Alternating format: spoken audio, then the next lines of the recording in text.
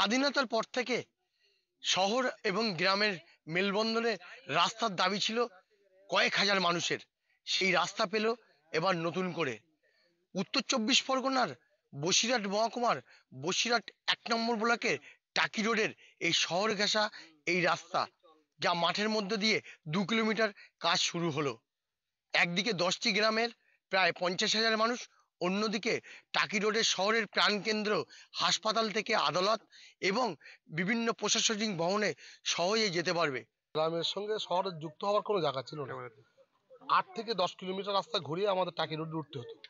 এটা যেটা আমরা করছি সকলকে উদ্যোক্তা নিয়ে, যে আমরা হাফ কিলোমিটার 1 থেকে 1.5 কিলোমিটার ভিতরে আমরা টাকি রোড পেয়ে যাবো। শাহানুর মণ্ডল নিজে ব্যক্তিগতভাবে দায়িত্ব নিয়ে তার ব্যক্তিগত তহবিল থেকে অর্থ খরচ করে আমাদের এই রাস্তার পারবার সমস্ত চাষিদের দিকে, আর আমাদের হসপিটালের রাস্তা স্টেশনে যাওয়ার খুবই সমস্যা ছিল। বিগত দিনে অনেক মানুষ মারা গেছে এই রেলে কেটে, অনেক কালা মানুষ এই রেল লাইন দিয়ে হেঁটে আসতো, তারা ট্রেনের আওয়াজটা পাতো না। এবার আমরা খুব সমস্ত চাষিরাই খুব পাশেই রয়েছে স্টেশন, সেই স্টেশনে যেতে গিয়ে সমস্যায় পড়তে হতো এখানদের চাষিদের।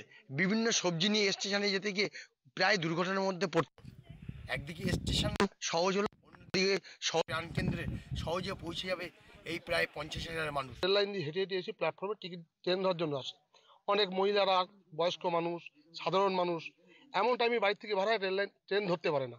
এই দৌড়াদৌড়ি করতে গিয়ে অনেক মানুষ ট্রেনে অ্যাক্সিডেন্ট হয়ে কেটে মারা গেছে। এটা দীর্ঘদিন স্বপ্ন ছিল আমাদের গ্রামের মানুষের, এলাকার মানুষের স্বপ্ন।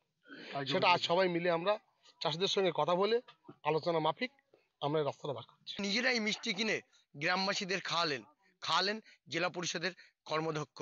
তাই সব মিলিয়ে নতুন রাস্তা তৈরি, রীতিমতো খুশি। আমার শহর বসিরহাট থেকে সঞ্জিত চক্রবর্তী, কলকাতা টিভি।